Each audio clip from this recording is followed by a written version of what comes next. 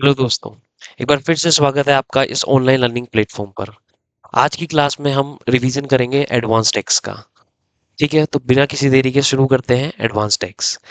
देखिए, advance takes को समझने से पहले हम जनरल रूल देखते हैं कि जनरल रूल क्या बोलता है। General rule of tax payment क्या बोलता है कि एसएससी क्या होता है, प्रीवियस ईयर में इनकम को अर्न करता है। प्रीवियस ईयर में इनकम को अर्न करता है। और असेसमेंट ईयर जो कि प्रीवियस ईयर के अगला फाइनेंशियल ईयर जो होता है, असेसमेंट ईयर में आके उसका टैक्स का पेमेंट करता है। कौन सी इनकम पे टैक्स पेमेंट करेगा? जो उसने प्रीवियस ईयर में क्या करी है, अर्न करी है। जो उस इनकम उसने प्रीवियस ईयर में अर्न करी है, उसका टैक्स का पेमेंट असेसमेंट ईयर में करता है। ये था हमारा जनरल रूल।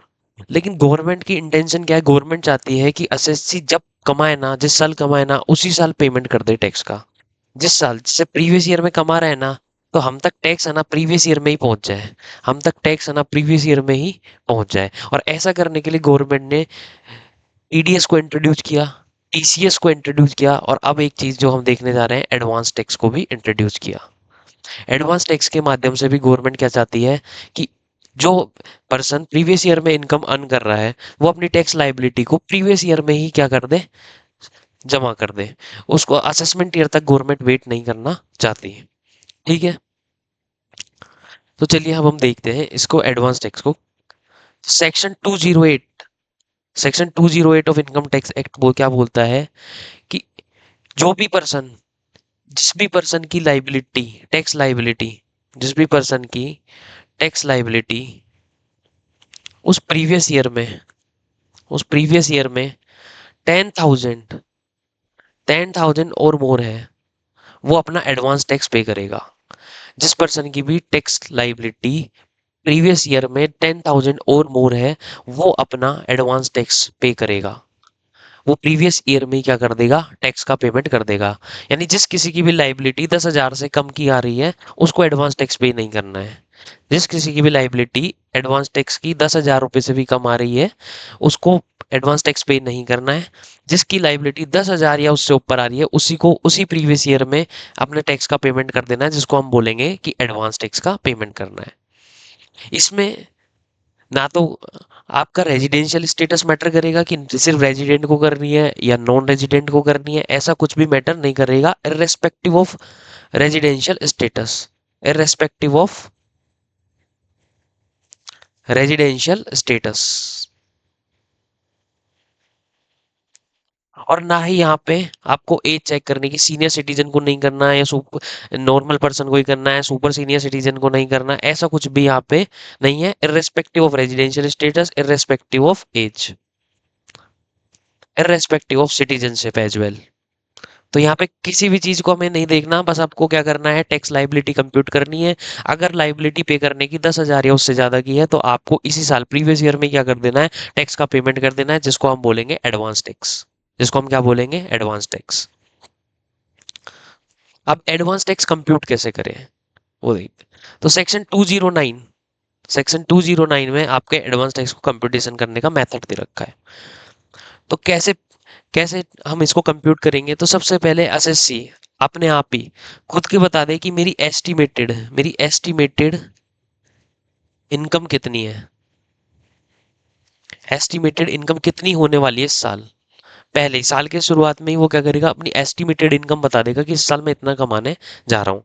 अब ये एस्टिमेटेड इनकम कैसे एस्टिमेट करेगा कि जनरली जो उसके पहले के जो ट्रेंड्स चले आ रहे हैं, अगर उसमें इंक्रीजिंग ट्रेंड है, जैसे हर साल 5% का उसका इंक्रीज होती है इनकम, तो वो इस साल भी पिछले साल की इनकम में क्या करेगा, 5% ऐड कर देगा। तो खुद से बता दे कि मेरी एस्टिमेटेड इनकम ये है। जब ये एस्टिमेटेड इनकम आ जाएगी, तो इस पे जो है वो टैक्स की कैलकुलेशन कर लेगा। टैक्स ऑन एस्टिमेटेड इनकम, जो भी उसके उस फाइनेंशियल ईयर की इनकम टैक्स रेट होगी, उस रेट के अकॉर्डिंग वो अपना टैक्स कैलकुलेट कर लेगा कि मेरा इतना टैक्स बन रहा है। अगर उसके ऊपर कोई सरचार्ज भी एप्लीकेबल होता है, तो वो उसमें सरचार्ज भी ऐड कर देगा।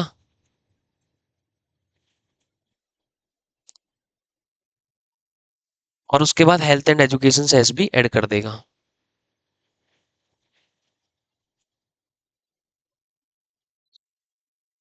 ठीक है, और अपना यहाँ पे निकाल लेगा कि इस साल मेरे को इतना टैक्स का पेमेंट करना है। गवर्नमेंट की इंटेंशन क्या है? गवर्नमेंट चाहती है कि आप जो जिस साल कमाओ उसी साल टैक्स का पेमेंट आ जाए। अब ये टैक्स का पेमेंट कैसे भी हो सकता है।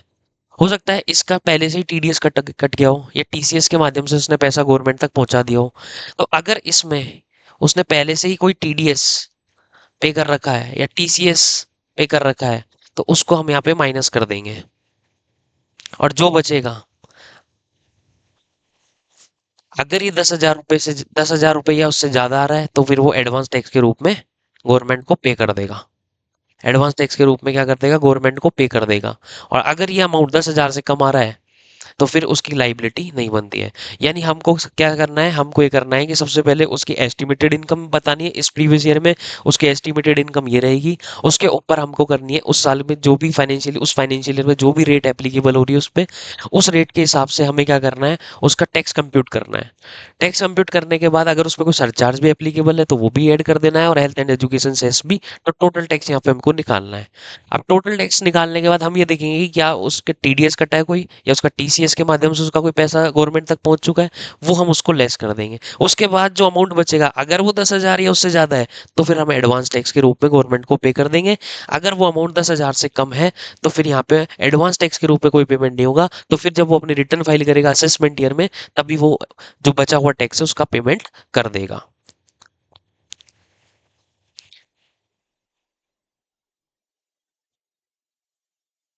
अभी मैंने बोला कि ये यहाँ पे कोई भी हमको रेजिडेंशियल स्टेटस नहीं देखना, और ना ही किसी एज को देखना। ठीक है, तो एडवांस टैक्स सभी को पे करना है, और सभी टाइप की इनकम पे एडवांस टैक्स पे होता है। ठीक है। ल- लेकिन एक केस ऐसा है, एक केस ऐसा है जिसमें आपको एडवांस टैक्स पे नहीं करना है। अगर आप क्या है? Senior citizen. अगर आप क्या है? सीनियर सिटीजन है, प्लस आपकी कोई भी पीजीवीपी इनकम नहीं है, यानी बिजनेस और प्रोफेशन की इनकम नहीं है, तो उस केस में आपको एडवांस टैक्स का पेमेंट नहीं करना है। मतलब आप सीनियर सिटीजन है तो भी पे करना था, हमने ऊपर तो यही पढ़ा था कि आपका रेजिडेंशियल स्टेटस और आपकी एज मैटर नहीं करती एडवांस टैक्स पे करने में। लेकिन अगर आप ऐसे सीनियर सिटीजन है जिसकी कोई भी पीजीवीपी की इनकम नहीं है, तो फिर आपको एडवांस टैक्स पे नहीं करना है। ठीक है।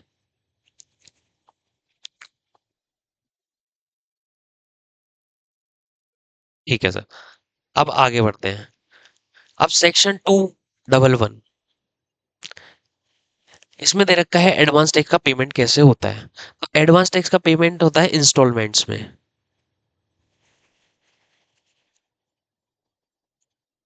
एडवांस टैक्स का पेमेंट कैसे होता है? इंस्टॉलमेंट्स में।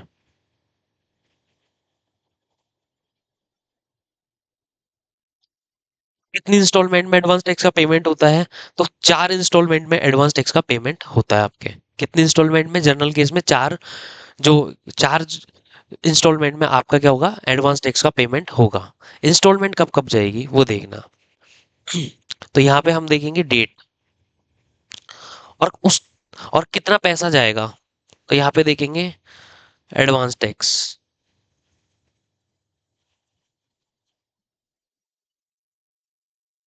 ठीक है। तो जो पहली इंस्टॉलमेंट जो जाएगी, वो फर्स्ट क्वार्टर में जाएगी। फर्स्ट क्वार्टर कब होगा? जून में। फर्स्ट क्वार्टर जब एंड होगा, तो उसमें आपकी पहली इंस्टॉलमेंट जाएगी।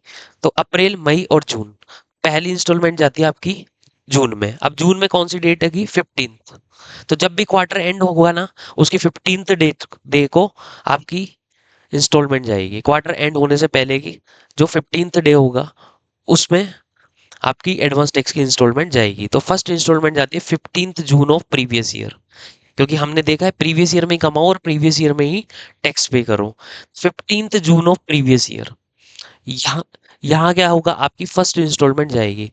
और एडवांस टैक्स का पेमेंट कितना होगा? कि जो भी आप एस्टिमेशन बेसिस पे टोटल टैक्स कंप्यूट करोगे, उसका 15%, आपका यहाँ पे एडवांस टैक्स पहुंच जाना चाहिए। यानी जो हमारा लास्ट जो हमने एस्टिमेशन बेसिस पे जो हमारा टैक्स कंप्यूट किया, उसका 15% यहाँ पे पहुंच जाना चाहिए 15 जून को फर्स्ट क्वार्टर में। उसके बाद अगली जो इंस्टॉलमेंट जाएगी वो कब जाएगी? तो वो जाएगी सितंबर, 15 सितंबर, 15 सितंबर ऑफ प्रीवियस ईयर। 15 सितंबर ऑफ प्रीवियस ईयर, यहाँ तक आपका पहुंच जाना चाहिए 45% ऑफ जो टोटल टैक्स हमने निकाला था उसका 45% पहुंच जाना चाहिए। अगली इंस्टॉलमेंट कब जाएगी? अगली जाएगी 15 दिसंबर को, 15 दिसंबर ऑफ प्रीवियस ईयर। और यहाँ तक आपका एडवांस टैक्स पहुंच जाना चाहिए 75%। ठीक है। और अगली इंस्टॉलमेंट कब जाएगी? 15 मार्च को, 15 मार्च ऑफ प्रीवियस ईयर। और यहाँ तक आपका 100% एडवांस टैक्स का पेमेंट हो जाना चाहिए। ध्यान रखिए ये जो फिगर है ना, ये है क्यूमुलेटिव फिगर। कैसी फिगर है? क्यूमुलेटिव। यानी जब मैं बोल रहा हूँ कि यहाँ पे 45% तक पेमेंट हो जाना चाहिए, तो 45% क्यूमुलेटिव है। जो आपने पहले ही 15% पे कर दिया ना, तो उसको माइनस कर देंगे हम और रिमेनिंग पेमेंट यहाँ पे कर देंगे। लेट्स सपोज एक एग्जांपल ले लेते हैं समझाने के लिए। जैसे टैक्स लाइबिलिटी बनी 1 लाख की, टैक्स लाइबिलिटी बनी आपकी 1 लाख की, तो आपको 15 जून तक 15% पे करना है। तो आप 15,000 रुपये क्या करोगे? ये 15 जून को पे कर दोगे, 15 जून तक पे कर दोगे। ठीक है। उसके बाद अगली इंस्टॉलमेंट में आपकी लाइबिलिटी कितनी हो जाएगी? 45%। यानी टैक्स का 45,000 जो है वो यहाँ तक पहुंच जाना चाहिए 15 सितंबर तक। लेकिन 15,000 तो हमने ऑलरेडी पे कर दिया, तो 15 सितंबर को हम कितना पे कर देंगे? और 30,000 और पे कर देंगे। यानी ये जो 45,000 है ये क्या है? क्यूमुलेटिव फिगर है। इस डेट तक इतना टोटल पहुंच जाना चाहिए। ठीक है। तो इस तरीके से 4 इंस्टॉलमेंट में एडवांस टैक्स की पेमेंट होती है। लेकिन यहाँ पे एक एक्सेप्शन है कि अगर आप सेक्शन 44 AD या फिर 44 ADA में कवर होते हो, यानी प्रिजम्पटिव टैक्सेशन, प्रिजम्पटिव टैक्सेशन यहाँ पे 44 AE नहीं है, ध्यान रखेंगे। AD और ADA है। यानी आप प्रिजम्पटिव टैक्सेशन में आते हो, तो उस केस में आपको एडवांस टैक्स का जो पेमेंट करना है वो केवल एक इंस्टॉलमेंट में ही पे करना है। 100%, एक इंस्टॉलमेंट में 100% पे कर देना है। और वो इंस्टॉलमेंट आपकी आएगी 15 मार्च को, 15 March of previous year. 15 March of previous year को ही आपको पे कर देना है अगर आप प्रिजम्पटिव टैक्सेशन में आते हो। 44 AD 44 ADA में कवर्ड हो, तो आपको इन 4 इंस्टॉलमेंट में एडवांस टैक्स का पेमेंट नहीं करना है। आपको 100% पेमेंट एक ही इंस्टॉलमेंट में कर देना है। ठीक है। ये बात समझ आ गई? ठीक है। चलिए अब ये हम और डिस्कस कर लेते हैं इसमें।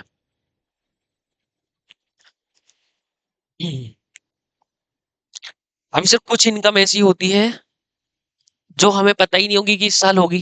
जैसे कि casual income. Casual income, casual income जैसे कि लॉटरी लग गई आपके, या आप कोई गेम जीत गए। उस केस में हमें पहले पता ही नहीं रहता कि हमें ऐसा साल में ऐसा भी जीत जाएंगे जो हम पहले ही एस्टिमेट कर लें। या फिर कोई मेरे को कैपिटल गेन हो गया, तो ये भी मैं पहले ही कंप्यूट कैसे कर लूं कि मैं साल के बाद इस साल में मैं ऐसी अपनी जमीन या अपनी कोई फिक्स एसेट बेचूंगा या कोई, और उसके ऊपर मेरे को इतना कैपिटल गेन हो जाएगा। ये भी मुझे पहले से पता नहीं रहता, तो मैं भी इसको भी एस्टिमेशन में इंक्लूड नहीं कर सकता। तो उस केस में मैं एडवांस टैक्स कैसे पे करूंगा सही? मैं कैसे कंप्यूट कर पाऊंगा उस केस में? तो यहाँ पे लोगों ने बोला कि अगर आपकी इनकम कैपिटल गेन या कैजुअल इनकम है, डिविडेंड इनकम है, इस टाइप की इनकम है जिसके बारे में आपको पता नहीं था, या फिर पीजीवीपी की भी ऐसी कोई इनकम है जो फर्स्ट टाइम अराइज हो रही है, पीजीवीपी की भी ऐसी कोई इनकम है जो फर्स्ट टाइम अराइज हो रही है, यानी मैंने कोई बिजनेस किया है ऐसा बिजनेस किया है जो फर्स्ट टाइम हुआ है, मेरे इसका कोई एस्टिमेशन मुझे नहीं था, तो उस केस में आप एडवांस टैक्स उस टैक्स में आप एडवांस टैक्स क्या करना? उस उस केस में आप अपनी जो एस्टिमेशन है, जो आपका एस्टिमेशन है, उसको रिवाइज कर देना। जो भी आपका एस्टिमेशन है ना, जिस टाइम आपकी इनकम हो जाए उस टाइम उसको रिवाइज कर देना। ठीक है। और रिवाइज पे क्या करना? न्यू एस्टिमेशन कंप्यूट कर लेना। Sorry, new new tax payment compute कर लेना। इन, और जब भी नेक्स्ट इंस्टॉलमेंट आएगी उस टाइम उसको पे कर देना। तो मान लिया जाएगा कि आपने लो का कंपाइल किया है। ठीक है। लेट सपोज जब मैं प्रीवियस ईयर 24-25 की बात करता हूँ, तो प्रीवियस ईयर 24-25 में मैं अपने एडवांस टैक्स की कैलकुलेशन करने जा रहा था। ठीक है। तो जब मैंने बिगिनिंग ऑफ ईयर में कैलकुलेशन करी, तो मैंने अपनी इनकम के एस्टिमेशन इनकम के हिसाब से जो मेरा एस्टिमेशन इनकम बनी वो बनी 20 लाख। और हाइपोथेटिकली हम ले लेते हैं कि जो इसका टैक्स बना वो कितना बना, 2 लाख का। 2 लाख का बना। इस एसएससी ने क्या किया, 15 जून 2024 यहाँ पे इसको एडवांस टैक्स पे करना था 15%, फर्स्ट इंस्टॉलमेंट में जाना था। तो इसने क्या किया, 2 लाख का 15%, 30,000 रुपये यहाँ पे पे कर दिया। ठीक है, समझ में आ गया यहाँ तक? 30,000 रुपये उसने पे कर दिया, 2 लाख का 15%। अब उसके 1 जुलाई 2024 को एक लॉटरी की इनकम हो गई, उसके लॉटरी खुल गई, और वहां से उसको 10 लाख की इनकम हो गई। वहां से उसको 10 लाख की इनकम हो गई। अब वो क्या सोचेगा कि यार मेरा 10 लाख पे टैक्स कितना बन रहा है, 3 लाख। 10 लाख पे हमने लॉटरी पे 30% से ले लिया। अभी हेल्थ एंड एजुकेशन सेशन को हम हटा रहे हैं, केवल टैक्स टैक्स की बात कर रहे हैं। तो 3 लाख यहाँ पे टैक्स बन गया उसका। ठीक है, पहले उसने कितना अज्यूम किया था, उसने एस्टिमेट किया था कि मेरा 2 लाख ही टैक्स बनेगा, और उसके हिसाब से उसने फर्स्ट इंस्टॉलमेंट पे कर दी। लेकिन फर्स्ट इंस्टॉलमेंट पे करने के बाद उसके लॉटरी खुल गई, और अब उसका लॉटरी में टैक्स बन रहा है 3 लाख रुपए का। तो अब वो इसको भी एडवांस टैक्स के माध्यम से ही पे करना पड़ेगा उसको। तो अब वो क्या करेगा, रीअसेस कर लेगा। रीअसेस करने के बाद अब जो उसका नया टैक्स जो बन के आएगा वो कितना, 2 लाख तो उसने पहले से ही निकाल रखा था, और 3 लाख रुपए अभी उसका नया टैक्स निकल के आया है। यानी कि अब उसका टैक्स कितना हो गया, अब उसका टैक्स हो गया 5 लाख। अब उसका टैक्स कितना हो गया, 5 लाख रुपए। ठीक है।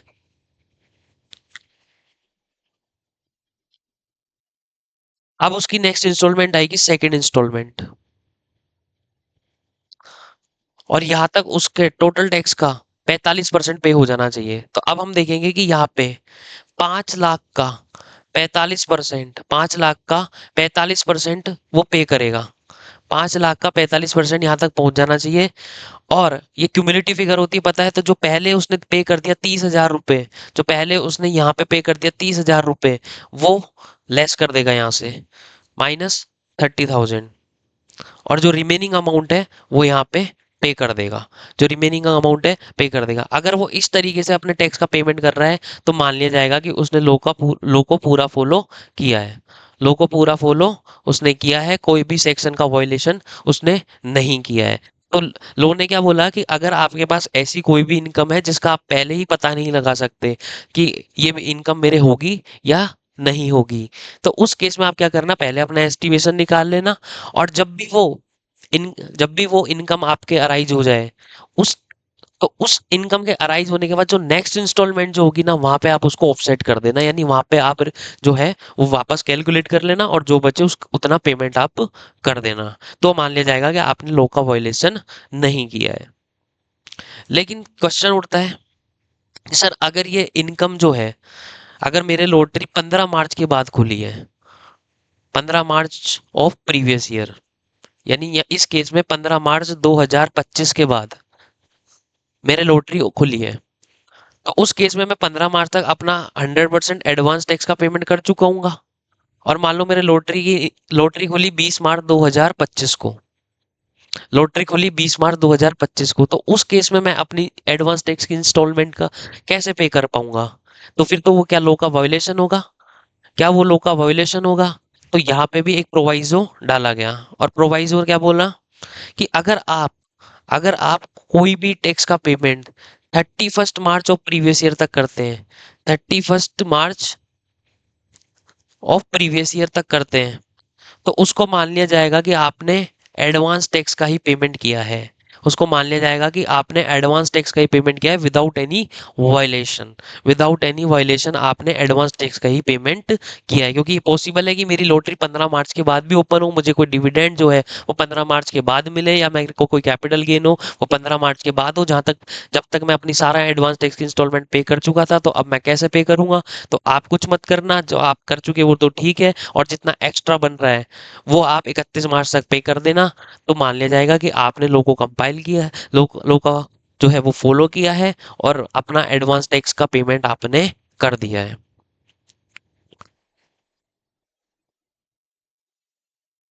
ठीक है।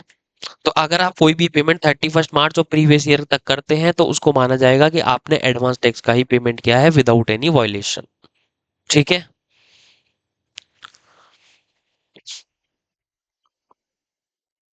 अब हम चलते हैं कि ये जो एडवांस टैक्स होता है, ये जो एडवांस टैक्स होता है, एक तो इसका पेमेंट होता है सेल्फ असेसमेंट बेसिस पे। कैसे होता है? सेल्फ असेसमेंट बेसिस पे। सेल्फ असेसमेंट बेसिस का क्या मतलब है? कि हमने खुद से ही असेस किया कि मैं इतना कमाऊंगा, और उस हिसाब से मैंने पे कर दिया, जो अभी हमने देख के आए थे। एक दूसरा है कि by order of AO, by order of AO assessing officer भी आपको बोल सकता है कि आपकी ये इनकम बन रही है और आप एडवांस टैक्स का पेमेंट करो। लो असेसिंग ऑफिसर को भी ये पावर देता है कि वो भी आके आपको एक डिमांड ऑर्डर, सेक्शन याद करो तो करना, नहीं रहने देना, अंडर सेक्शन 156 एक डिमांड ऑर्डर निकालता है, जिसमें आपको बोलेगा कि आपको इतना एडवांस टैक्स पे करना है। क्या असेसिंग ऑफिसर किसी को भी ऐसा बोल सकता है क्या? तो असेसिंग ऑफिसर ऐसा तभी बोलेगा जब उस असेसी का पहले क्या हो गया हो, रेगुलर असेसमेंट हो गया हो। जब उस असेसी का पहले रेगुलर असेसमेंट हो गया हो, तभी वो ऐसा ऑर्डर निकाल सकता है। रेगुलर असेसमेंट बोले तो असेसी ने अपनी रिटर्न फाइल करी थी पहले कभी, और रिटर्न फाइल करने के बाद उसका जो वो उसकी रिटर्न की चेकिंग हुई हो, उसकी रिटर्न की क्या हुई हो, चेकिंग हुई हो असेसिंग ऑफिसर के द्वारा। एक तो होती नॉर्मल नॉर्मल चेकिंग, जो तो मैथमेटिकल एरर चेक होता है, उसमें तो कोई बड़ी बात नहीं है, वो तो सभी फाइलों में होता है। ठीक है, लेकिन कुछ फाइलों को पकड़ा जाता है और उनका असेसमेंट किया जाता है, वापस उनसे बुक्स ऑफ अकाउंट्स वगैरह मंगवाए जाते हैं, उनकी इनकम वापस चेक करी जाती है। तो अगर एसएससी का रेगुलर असेसमेंट हुआ है, तो उसी केस में ऑर्डर एओ ऑर्डर कर सकता है कि आप एडवांस टैक्स पे करो। ठीक है, अगर एओ को लगता है कि एसएससी ने एडवांस टैक्स पे नहीं किया है, या जो एडवांस टैक्स पे किया है वो सफिशिएंट नहीं है, वो शॉर्ट पे किया है, तो या तो कब कब निकाल सकता है, या तो नॉन पेमेंट पर, या फिर शॉर्ट पेमेंट पर, या तो नॉन पेमेंट पर या फिर शॉर्ट पेमेंट पर एओ ऑर्डर दे सकता है कि आप एडवांस टैक्स पे करो। और एओ ऐसा ऑर्डर तभी देगा जब उसका पहले क्या हो गया हो, रेगुलर असेसमेंट हो गया हो। रेगुलर असेसमेंट हो गया हो, उसी केस में एओ ये ऑर्डर निकाल सकता है। सर एओ ऑर्डर के एओ जो ऑर्डर निकालेगा, एओ इनकम को कैसे लेगा कि आपकी इतनी इनकम होगी? तो एओ जो इनकम लेगा वो दो एओ जो चेक करेगा वो दो चीज चेक करेगा, और उसमें जो हायर होगा ना उसको ही आपकी इनकम बना देगा। जब आपका रेगुलर असेसमेंट हुआ था, तो उस टाइम इनकम कितनी थी? तो income at the time of regular assessment, उस प्रीवियस ईयर में आपकी इनकम कितनी थी? जैसे आज से 3 साल पहले आपका रेगुलर असेसमेंट हुआ था, तो उस टाइम इनकम कितनी निकल के आई थी? या तो ये वो बोलेगा, या फिर इसके बाद में इसके बाद में जो आपने रिटर्न फाइल करी है, जो आपने रिटर्न फाइल करी है उसमें आपने इनकम कितनी डिक्लेयर करी है, इनकम आफ्टर रेगुलर असेसमेंट,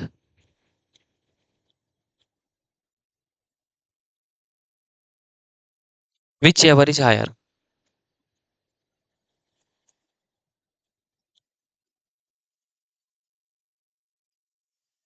एओ क्या करेगा? एओ उसी केस में निकाल सकता है ऑर्डर जब आपका रेगुलर असेसमेंट हुआ, और एओ को ये डाउट होगी या तो आपने जो एडवांस टैक्स पे किया है वो कम पे किया है, या पे ही नहीं किया है। उसी केस में आपको क्या निकालेगा? एडवांस टैक्स को पे करने का ऑर्डर निकालेगा। और जो एओ है वो इनकम कैसे लेगा? तो एओ ने जब रेगुलर असेसमेंट किया था जिस प्रीवियस ईयर का, उस साल जो इनकम निकल के आई, या तो वो इनकम, या फिर उस असेसमेंट के बाद जितने भी प्रीवियस ईयर निकले उनमें जो आपने इनकम डिक्लेयर करी, वो income. Whichever is higher, जो भी दोनों में से ज्यादा होगी वो इनकम लेके एओ आपका एडवांस टैक्स निकाल लेगा और आपको पे करने का ऑर्डर दे देगा। ध्यान रहे, एओ ऐसा ऑर्डर कब तक निकाल सकता है? Last date of February, last day of February of previous year. यानी एओ ऐसा ऑर्डर 28 फरवरी या 29 फरवरी रेस्पेक्टिवली, एज द केस में भी, वो क्या कर सकता है, ऐसा ऑर्डर निकाल सकता है कि आप अपना एडवांस टैक्स पे करो, क्योंकि एडवांस टैक्स तो पे आप मार्च तक ही कर सकते हो, 31 मार्च तक जो आप पेमेंट करोगे वही एडवांस टैक्स माना जाएगा। तो एओ यहाँ पे फेब्रवरी के लास्ट डे तक क्या कर सकता है, आपको ऐसा ऑर्डर इशू कर सकता है।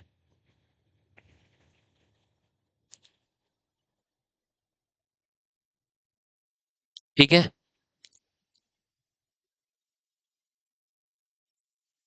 तो चलिए अब हम आगे चलते हैं और अब हम दो सेक्शन देखेंगे, सेक्शन 234 बी और सेक्शन 234 सी। सेक्शन 234 बी और सेक्शन 234 सी क्या बोलते हैं सेक्शन, ये सेक्शन जो है वो इंटरेस्ट के सेक्शन है। ये सेक्शन किसके हैं? इंटरेस्ट के। सेक्शन 234 बी क्या बोलता है? सेक्शन 234 बी बोलता है कि अगर आपके ऊपर एडवांस टैक्स की लाइबिलिटी थी, आपके ऊपर एडवांस टैक्स की लाइबिलिटी थी और आपने उसको 31 मार्च तक, 31 मार्च ऑफ प्रीवियस ईयर तक पे नहीं किया है, yes, 31 March of previous year तक या तो पे नहीं किया है, नोट पेड,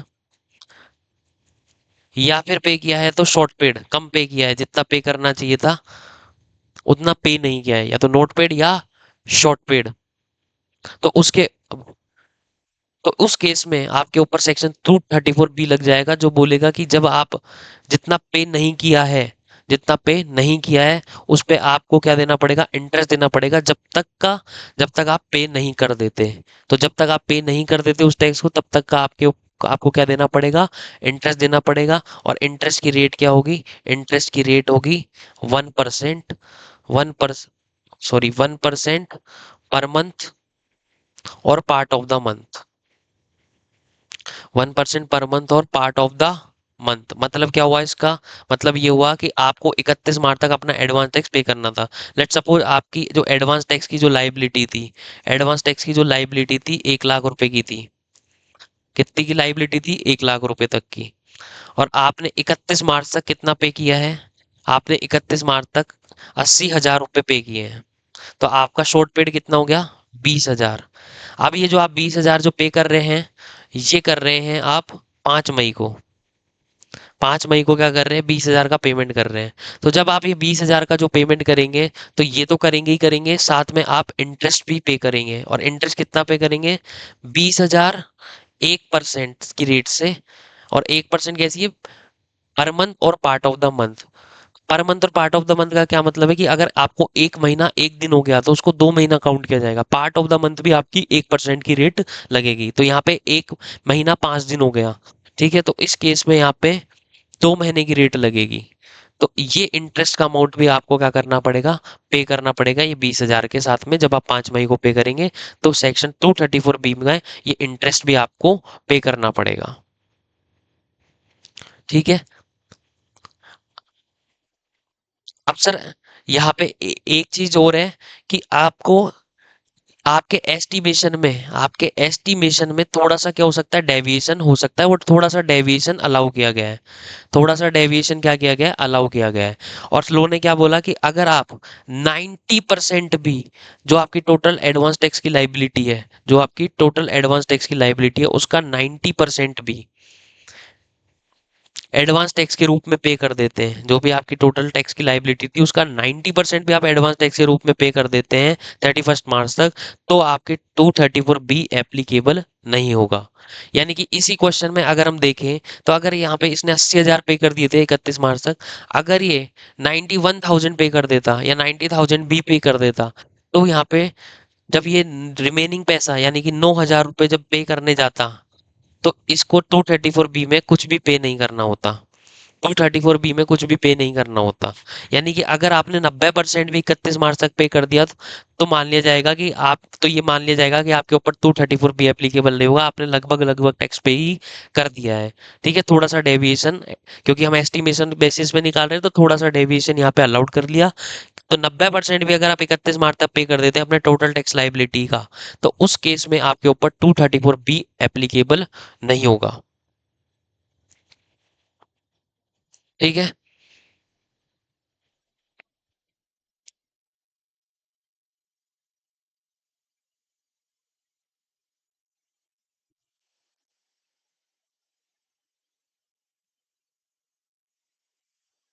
एक एग्जांपल भी ले लेते हैं। लेट्स सपोज मिस्टर ए है। मिस्टर ए की जो इनकम जो एस्टिमेटेड करी थी उन्होंने, वो निकल के आ रही है 20 लाख। वो निकल के आ रही है कितनी? 20 लाख। इस पे अपन हाइपोथेटिकली टैक्स कैलकुलेट कर लेंगे, तो वो 2 लाख निकल के आया। लेट्स सपोज 10% की रेट से लग रहा है, तो 2 लाख रुपए हमने टैक्स निकाल लिया। मिस्टर ए ने टीडीएस के रूप में 1,95,000 उनका प्रीवियस ईयर में पहले ही कट गया टीडीएस। तो इस केस में क्या उनको एडवांस टैक्स पे करना होगा? तो उनको एडवांस टैक्स पे नहीं करना होगा, क्योंकि हम देख के आए हैं कि एडवांस टैक्स कैसे निकाल देंगे। पहले हम टैक्स कैलकुलेट करेंगे, उसमें अगर कोई भी इनकम, वो कोई भी टैक्स उन्होंने टीडीएस या टीसीएस के रूप में पे कर दिया है तो वो लेस करेंगे। तो 1,95,000 लेस कर देंगे, बचा कितना? 5,000। तो इस केस में 10,000 से कम है, तो no advance tax, no advance tax. यहाँ पे कोई एडवांस टैक्स की लाइबिलिटी नहीं आएगी। वहीं अगर इस केस में टीडीएस के रूप में 1,50,000 होते तो 50,000 रुपये फिर वो एडवांस टैक्स के रूप में पे कर देते। अब हम चलते हैं सेक्शन 234 सी। 234 सी किसका है? ये भी इंटरेस्ट का ही है।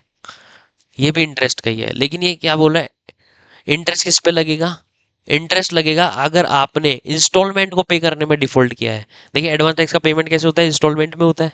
तो 234 बी जो बोल रहा था, वो तो ये बोल रहा था कि आप, मुझे इंस्टॉलमेंट से कोई मतलब नहीं है, 31 मार्च को आके देखूंगा कि आपने पूरा पेमेंट कर दिया क्या। इंस्टॉलमेंट में आपने कुछ किया हो नहीं किया हो मुझे नहीं पता। 31 मार्च को मैं आऊंगा, देखूंगा कि एडवांस टैक्स पे हो गया है क्या पूरा। अगर वो नहीं हुआ है तो ही मैं एप्लीकेबल होऊंगा। लेकिन सेक्शन 234 सी क्या बोल रहा है कि अगर आपने इंस्टॉलमेंट में भी कुछ घपला किया है, इंस्टॉलमेंट को पे करने में देरी करी है, कम पे करा है, तो फिर 234 सी एप्लीकेबल हो जाएगा। तो इंटरेस्ट ऑन डिलेड पेमेंट या डेफर पेमेंट ऑफ इंस्टॉलमेंट,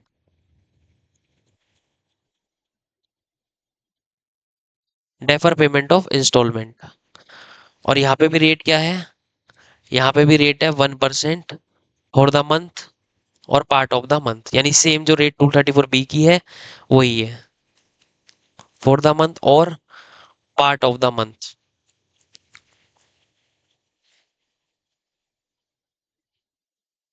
ठीक है। अब देखो 234 सी में पेमेंट कैसे करनी थी? ओ सॉरी, इंस्टॉलमेंट में पेमेंट कैसे कैसे करनी थी? तो 15 जून तक करनी थी। फिर अगली पेमेंट कब होगी? सितंबर में होगी। फिर अगली पेमेंट दिसंबर में होगी। और फिर अगली पेमेंट 15 मार्च तक होगी। ऐसे पेमेंट होनी थी इंस्टॉलमेंट में। और यहाँ तक 15% पहुंच जाना चाहिए, यहाँ पे 45%, यहाँ पे 75%, और यहाँ पे 100% पहुंच जाना चाहिए। अगर आप यहाँ पे 15% पे नहीं करते हैं, अगर आप यहाँ पे 15% पे नहीं करते, फर्स्ट इंस्टॉलमेंट पे नहीं करते हैं, तो आप जब सेकंड इंस्टॉलमेंट पे करेंगे तब तक का आपका इंटरेस्ट कैलकुलेट यहाँ पे होगा। ठीक है। फिर आप अगर ये भी पे नहीं करते तो फिर इंटरेस्ट कैलकुलेट होगा यहाँ तक। फिर अगर आप ये पे नहीं करते तो फिर यहाँ तक इंटरेस्ट जो है वो कैलकुलेट होगा। ठीक है। तो यहाँ पे जो इंटरेस्ट लगेगा फर्स्ट इंस्टॉलमेंट में आप पे नहीं कर पाते हैं, तो 3 मंथ्स का इंटरेस्ट फिक्स है। यहाँ पे 3 मंथ्स का इंटरेस्ट लगेगा, क्योंकि अगली पेमेंट कब होनी है? 15 सितंबर को होनी है। फिर यहाँ पे 3 मंथ्स का इंस्टॉल इंटरेस्ट लगेगा, फिर यहाँ पे 3 मंथ का इंटरेस्ट लगेगा। लेकिन यहाँ पे सिर्फ 1 मंथ का, 1 मंथ का इंटरेस्ट लगेगा। क्यों? क्योंकि इसके बाद, मार्च के बाद तो 234 बी एप्लीकेबल हो जाएगा ना, तो जो इंटरेस्ट लगेगा वो वहां लगेगा।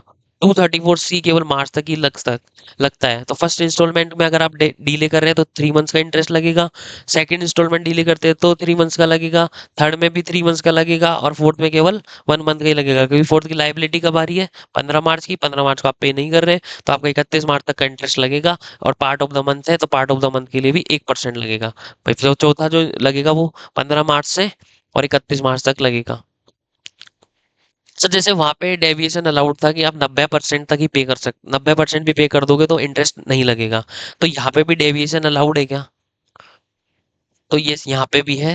शुरू की 2 इंस्टॉलमेंट में आप मिनिमम अगर 12% जमा करा देते हो, फर्स्ट इंस्टॉलमेंट में 12% और सेकेंड इंस्टॉलमेंट में 36% जमा करा देते हो, तो भी आपके ऊपर ये इंटरेस्ट नहीं लगेगा, ये 234C नहीं लगेगा। यहाँ पे आपको पूरा कराना पड़ेगा फिर थर्ड इंस्टॉलमेंट पे। थर्ड इंस्टॉलमेंट में जो हो गया वो पूरा कैलकुलेट होगा। ठीक है, तो शुरू की 2 इंस्टॉलमेंट में आप डेविएशन ले सकते हो। 15% आपको जमा कराना था, आप 12% भी करा सकते हो, तो भी इंटरेस्ट नहीं लगेगा। सर मैं 11 करा दूं तो? 11 करा दोगे तो पूरा इंटरेस्ट लगेगा। जो आपने 4% पे नहीं कर रहा है, तो 4% पे पूरे इंटरेस्ट लगेगा। और अगर आप बिल्कुल ही नहीं कराओगे तो पूरे पे इंटरेस्ट लगेगा। जैसे आपके मान लो 2 लाख रुपए की टैक्स लाइबिलिटी आई, और आपको यहाँ पे 15% यानी 30,000 रुपये जमा कराने थे। 30,000 रुपये आपने यहाँ पे जमा नहीं कराए, तो आपका जो इंटरेस्ट जो कैलकुलेट होगा वो कैसे होगा? इंटरेस्ट जो कैलकुलेट होगा वो होगा 30,000 रुपये, 1% और 3 महीनों के लिए, 3 महीने के लिए। सर मैंने तो है ना सेकंड इंस्टॉलमेंट भी जमा नहीं कराई, मैं तो नहीं करा रहा सेकंड इंस्टॉलमेंट भी। तो सेकंड इंस्टॉलमेंट नहीं करा रहे तो ठीक है, हम वापस इंटरेस्ट आपका कैलकुलेट कर लेते हैं। 2 लाख की आपकी टैक्स लाइबिलिटी थी। सेकंड इंस्टॉलमेंट के हिसाब से आपको 45% यहाँ पे जमा कराना था। 45% जमा कराना था, और आप पहले जो जमा करा चुके हो उसको माइनस कर देना था। पहले तो कुछ जमा करा ही नहीं, तो सर जीरो माइनस कर देना। तो यहाँ पे 90,000 रुपये, 90,000 रुपये क्या कर रहे हैं, सेकंड इंस्टॉलमेंट में पे करने थे। सर मैं तो नहीं किया, सेकंड इंस्टॉलमेंट भी पे नहीं किया। तो ठीक है, अब 90,000 रुपये हम इंटरेस्ट कैलकुलेट कर लेंगे 3 महीने के लिए। तो इस तरीके से आपका क्या हो जाएगा, इंटरेस्ट कैलकुलेट होता जाएगा 234C में।